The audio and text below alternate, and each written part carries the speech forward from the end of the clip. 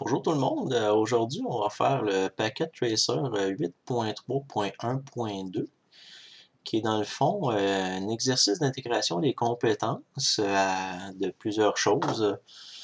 Donc on va voir c'est quoi le scénario, les configurations requises. Dans le fond, qu'est-ce qu'il nous demande, c'est de configurer le commutateur S2 pour les VLAN appropriés. Donc ici on va segmenter S2 en plusieurs VLAN. Donc après, on va pouvoir mettre de la sécurité ou autre sur les différents sous-réseaux.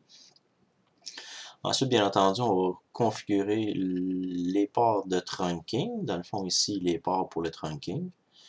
Ensuite, il nous demande de configurer R1 pour le routage inter-VLAN. Donc ici, les trois commutateurs, le routage inter-VLAN se fait avec R1. Fait que ça, c'est une des choses qu'il nous demande.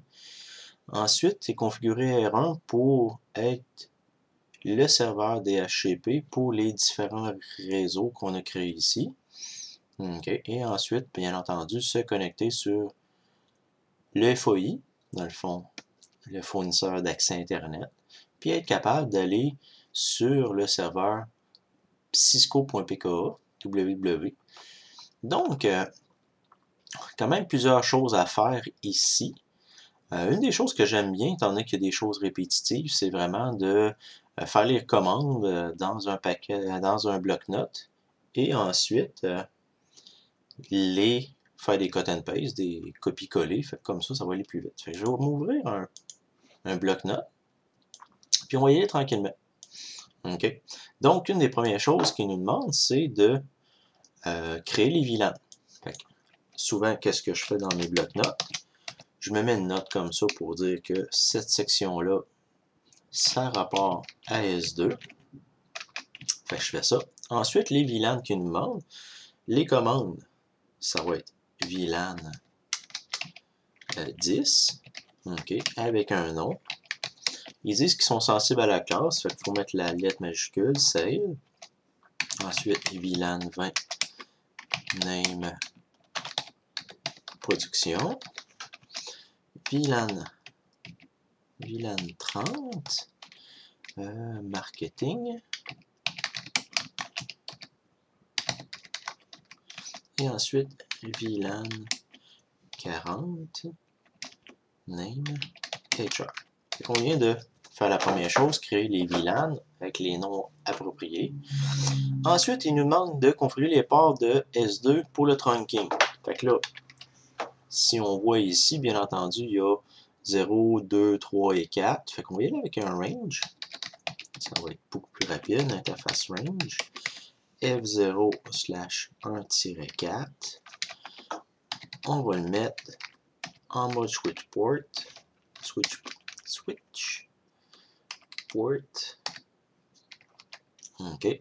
En mode trunk. Ça, c'est la première chose qu'on fait. Est-ce qu'il y a d'autres choses à faire pour les modes trunk? OK, il n'y a pas de... Alors, il n'y a pas de restrictions sur les VLAN. Il n'y a pas non plus de VLAN natif. Ici, ils n'ont pas décidé de faire des VLAN natifs. C'est un packet tracer vraiment de base. On va ensuite étaler les autres ports restants sur les différentes VLAN. OK, comme je vous dis, avec un bloc-notes, on peut sauver beaucoup de temps avec les cut and paste de 5 à 9. OK. 5-9. OK. En mode accès. C'est ce qu'il nous demande. Ensuite, on peut dire switch port access VLAN 10. Bien entendu. Fait que là, on vient de faire le premier. Et on peut s'amuser à copier-coller les différents range. Dans le fond, ici, 10 à 14 sur le 20.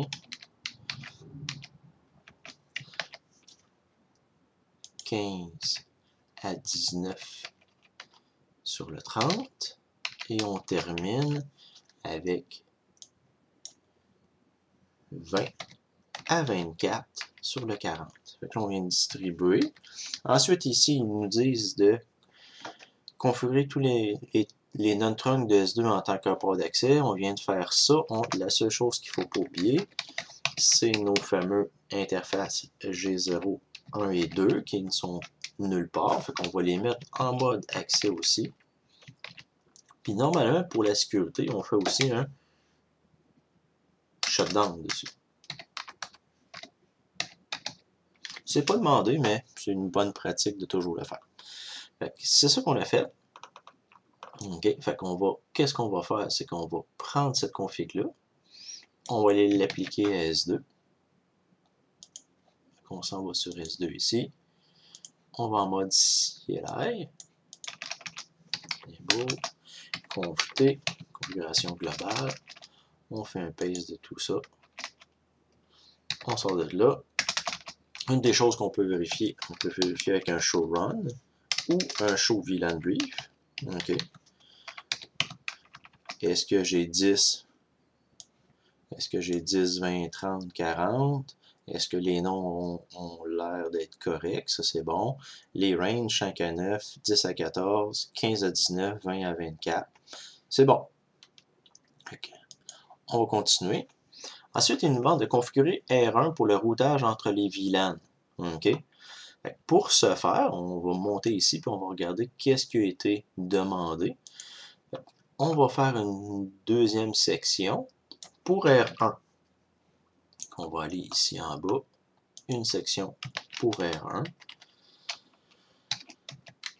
Et on va créer les différents sous-interfaces. On va commencer par en haut, interface G0/0, .10 bien entendu.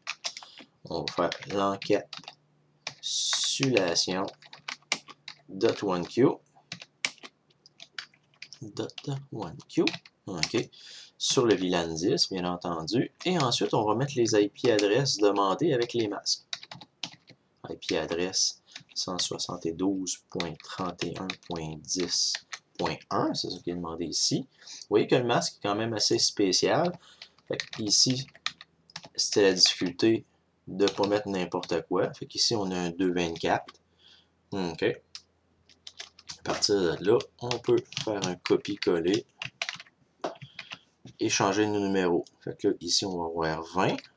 Bien entendu, ici, on va avoir 20. On va avoir 20.1 ici.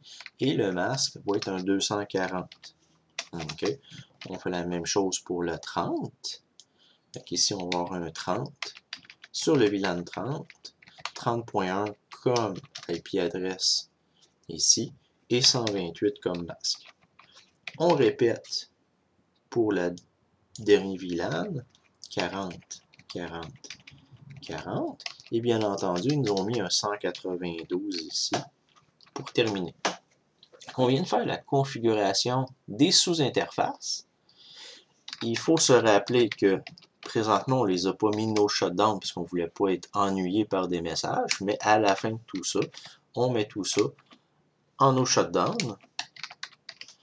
À partir de là, les 4 sous-interfaces vont venir up. On voit aussi ici tout de suite que G01 va demander une attribution par DHCP. On va le faire tout de suite. Interface G0/1. OK. IP adresse en mode DHCP avec un no shutdown aussi. On vient de faire ce qu'on avait besoin pour G01. On va redescendre en bas parce que là, vous voyez, on a fait le routage inter-VLAN, dans le fond, le routeur on the stick. Ensuite, il nous demande aussi de configurer R1 en tant que serveur DHCP. Vous voyez ici, dans le fond, R1, c'est le seul routeur dans tout le système. On n'aura pas besoin de helper address, d'IP helper address, mais on va avoir besoin de configurer des pools. On va lire rapidement. Créer un pool pour chaque VLAN. Les noms sont sensibles à la case. Appuyer les adresses appropriées à chaque pool. Configurer des DHCP pour fournir l'adresse de la passerelle par défaut, ça c'est normal. Configurer le serveur DNS pour chaque pool. Vous voyez, c'est le même DNS pour tout le monde. Et empêcher la distribution des 10 premières adresses de chaque pool. Fait que ça, c'est la première chose qu'on fait toujours. Okay? C'est d'empêcher les adresses. Fait que pour ce faire, on va faire IP DHCP exclude address. OK? Puis on va mettre 172.31.10.1 jusqu'à 172.31.10.10. OK? Et on fait ça pour les 4 poules.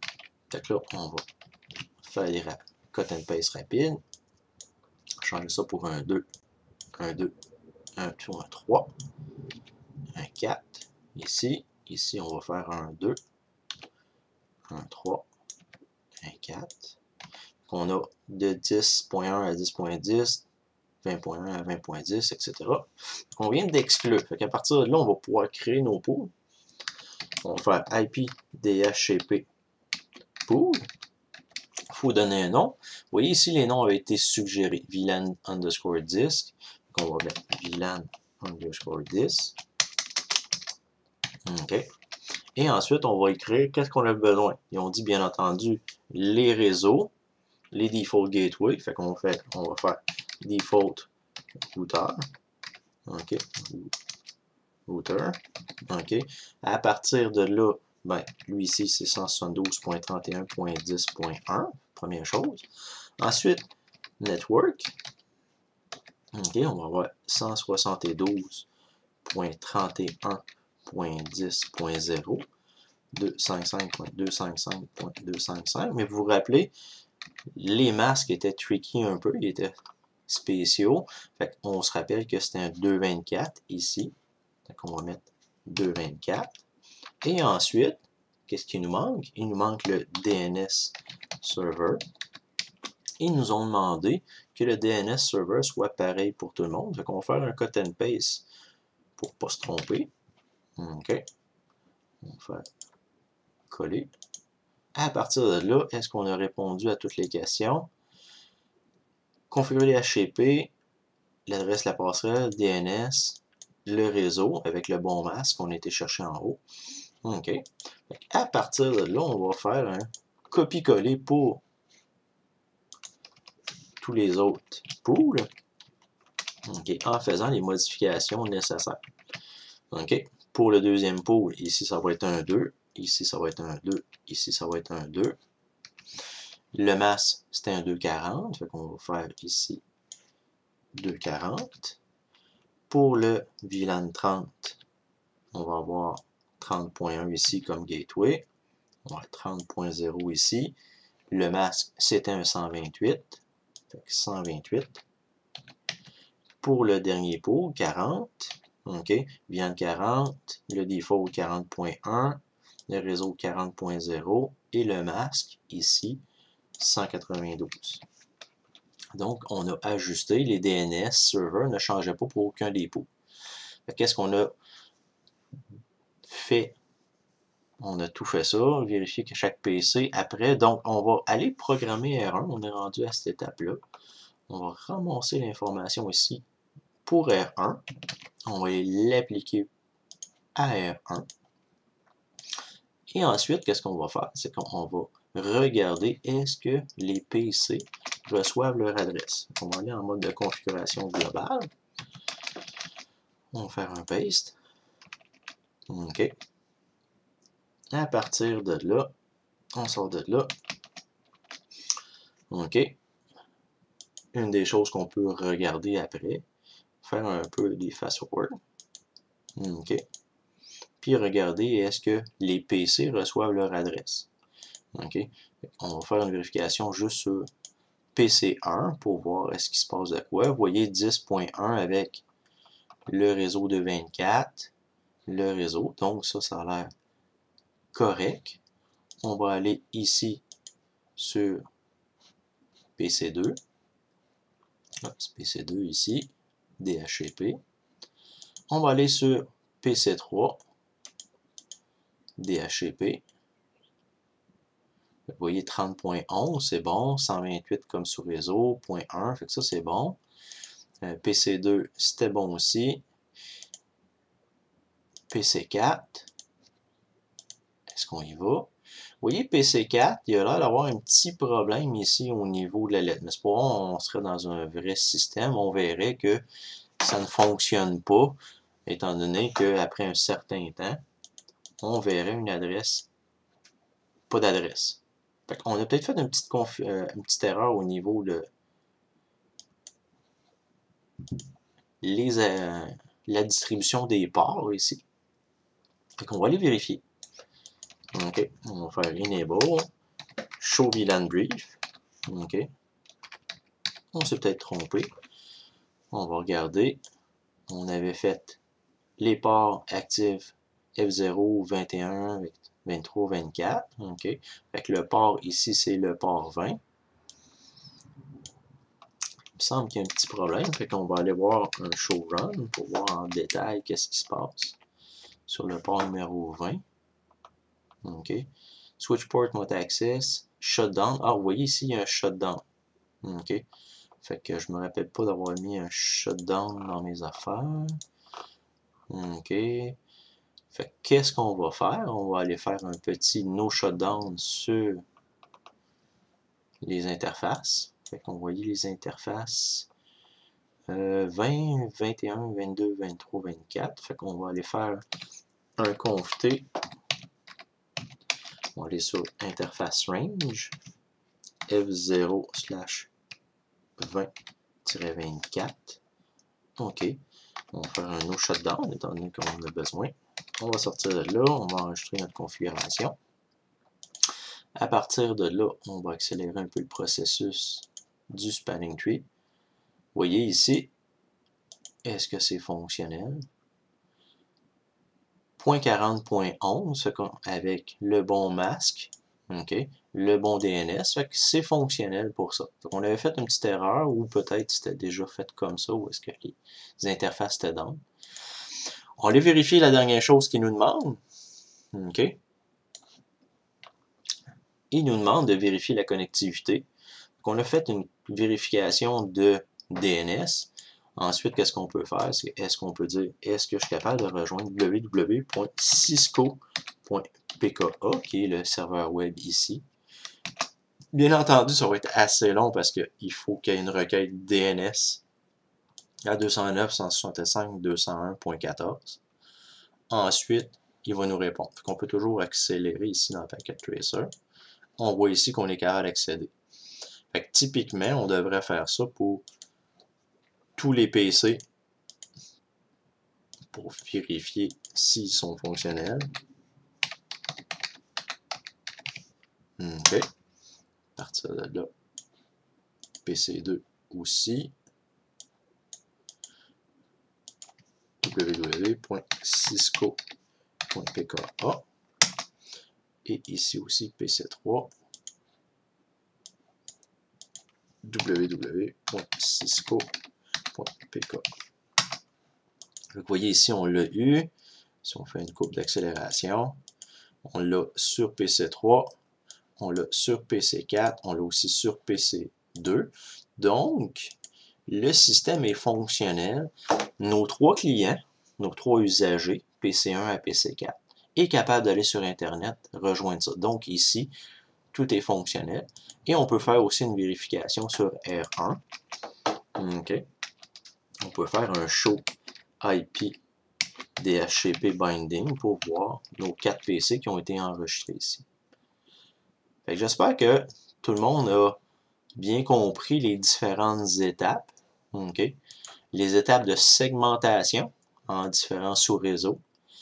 L'étape de configurer R1 pour faire le routage inter-VLAN, okay, le routeur on the sticks, et ensuite, bien entendu, les pôles DHCP pour tout ce beau monde-là. À la prochaine. Merci beaucoup.